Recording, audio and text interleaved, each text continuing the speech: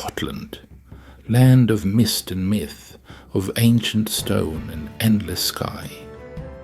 A place where the wind carries stories older than memory, and rain falls like whispers over a dreaming landscape. Here, time moves to the rhythm of the Atlantic tides. Mountains breathe, valleys hum, and lochs mirror a sky so wide it seems to hold eternity itself. This is a land shaped not just by nature, but by spirit. Forged in hardship, softened by song, and bound by tradition.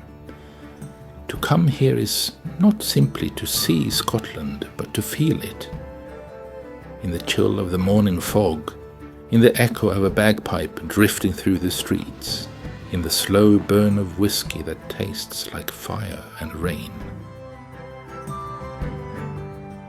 It's a nation divided by geography, yet united by soul. The highlands to the north, where ancient rocks guard the silence of ages. The fertile lowlands to the south, gentle and green. And the islands scattered like stepping stones across restless seas. Each part is a verse in Scotland's story. A story written in stone, sea and song.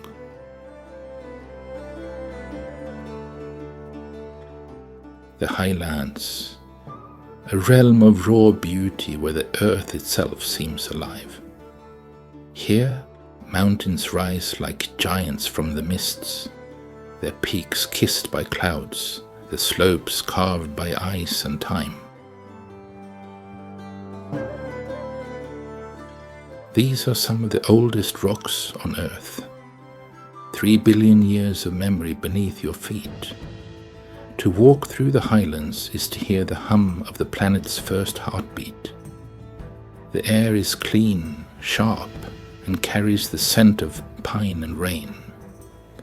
This is where silence speaks. Not the silence of emptiness, but of presence.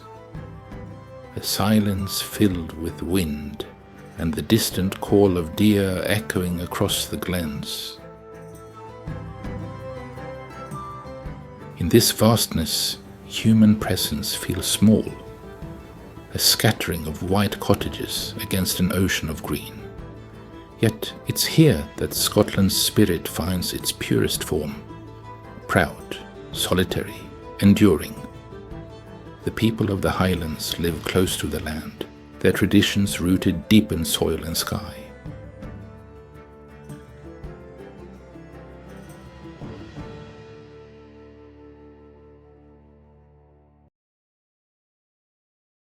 At the heart of Scotland rises a city built upon rock and history, Edinburgh.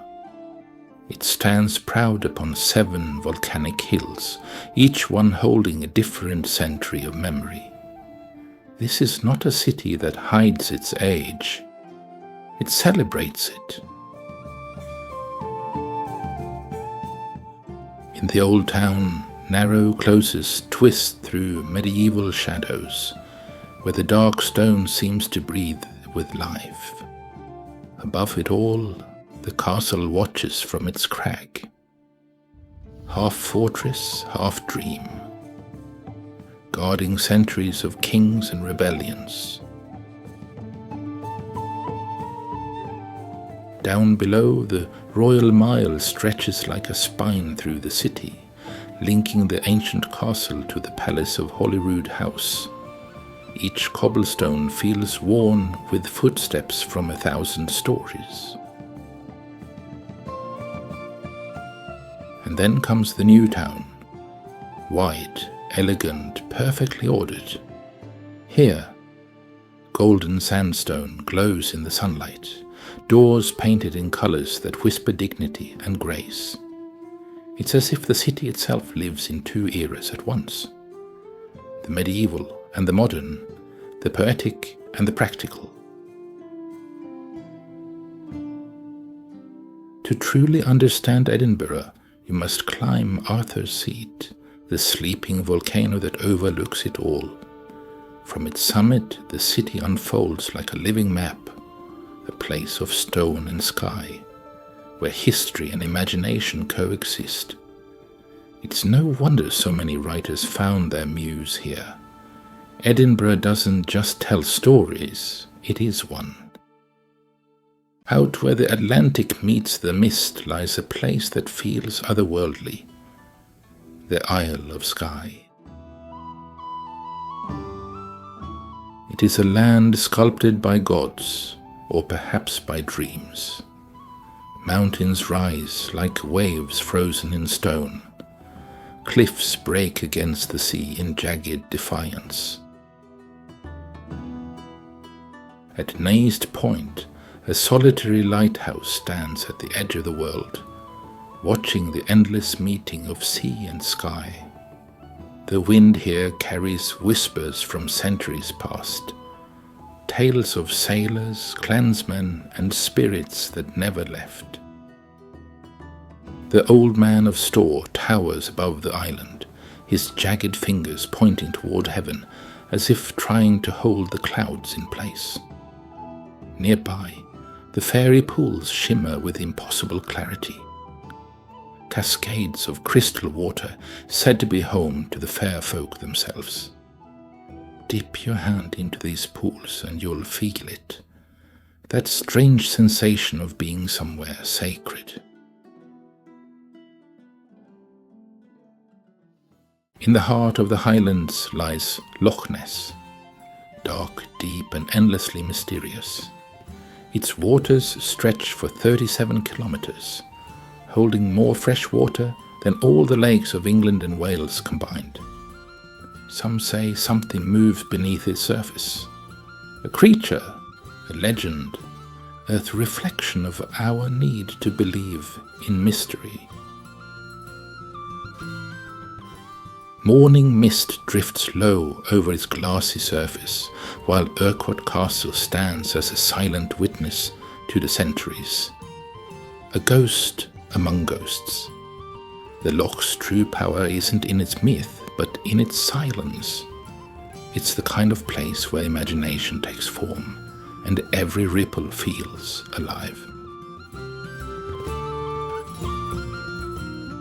Southwest, the road winds toward Glencoe, a valley as beautiful as it is tragic.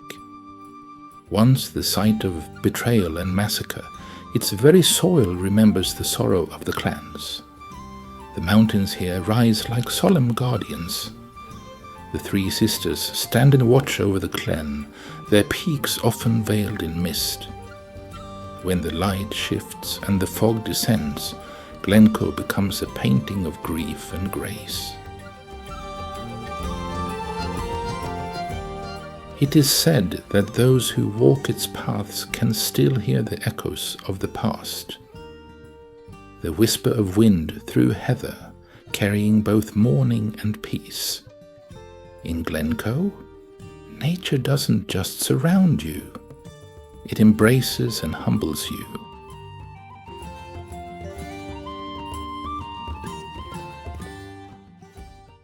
Stirling stands where Scotland's heart beats strongest. Perched on a volcanic rock, its castle commands the land between highlands and lowlands, the key to a nation's freedom. This is where Mary, Queen of Scots, was crowned, where armies clashed for the soul of Scotland. From the castle walls, you can gaze across Bannockburn, where Robert the Bruce led his outnumbered men to victory, and a young nation found its voice. Nearby, the towering monument to William Wallace rises above the landscape, a stone flame for a man who burned for liberty. To climb its steps is to touch history, to feel the pulse of rebellion that still runs through the Scottish bloodline. Stirling is more than a city. It's a symbol. Every brick, every hill, every echo of bagpipes in the air carries a single message. Freedom is not given, it's earned. and here it was carved into the land itself.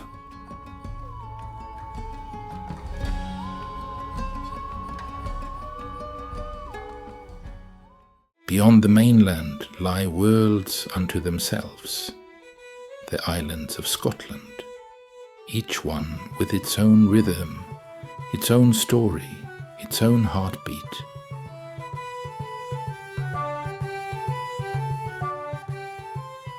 On the island of Lewis, the Callanish stones rise from the heather, monoliths older than Stonehenge, aligned with the moon and the stars. When the mist drifts across them, they seem almost alive, guardians of forgotten rites. The wind never stops here. It sings the same tune it has for 5,000 years. Farther south, on Harris, Luscantire Beach gleams with white sand and turquoise water. A vision so surreal you'd think you'd wandered into the Caribbean until the cold wind reminds you where you are.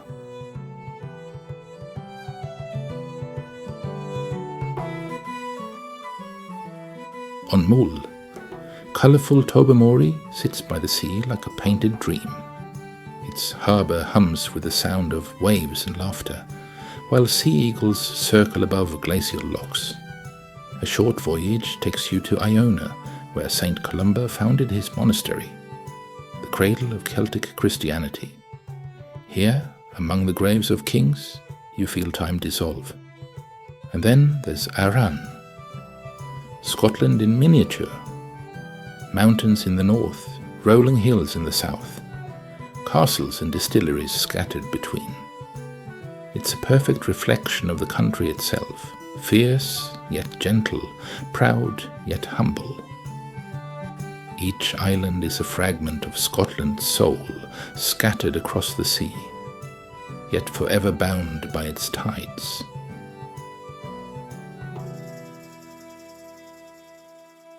Not all of Scotland lives in the past. In its cities, the spirit of innovation burns as brightly as the hearths of old. Glasgow, once the beating heart of industry, now pulses with creativity.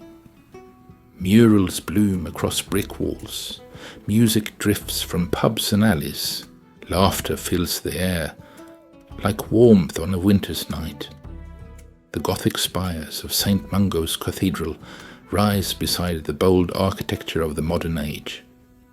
It's a city that has reinvented itself without losing its working soul. Rough-edged, real and radiant.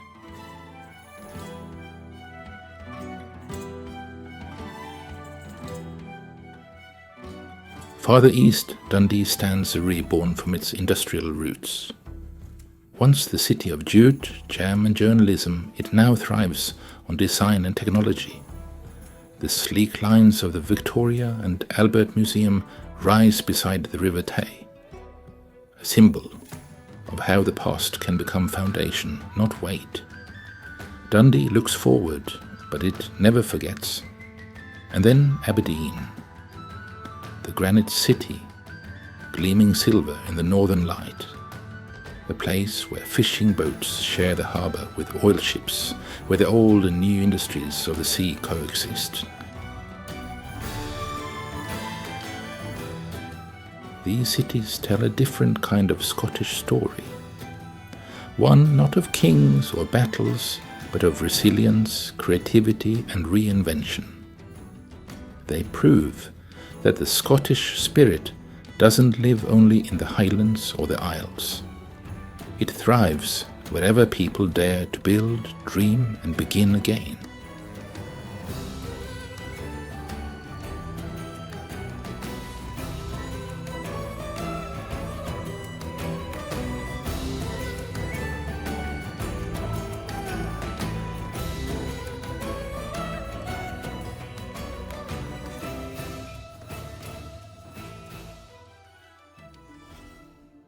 In the end, Scotland is not a place you merely visit. It's a land that lingers. Its voice follows you long after you've gone. in the sound of wind over lochs, in the warmth of a hearth, in the taste of a smoky whisky that burns slow and sweet. Because Scotland is more than scenery, it's a feeling, one that seeps into your bones, unshakable, ancient, true. It's in the laughter of a stranger, the solitude of a mountain path, the melancholy song of a lone piper on a cold morning. And as you leave, you realize that Scotland has done something rare. It has changed the way you see. Not just the world, but yourself. You carry its wildness now, its silence, its courage. So go wherever your road leads next. But know this, part of you will always wander the highlands, stand by the lochs, and listen to the wind that speaks the language of eternity.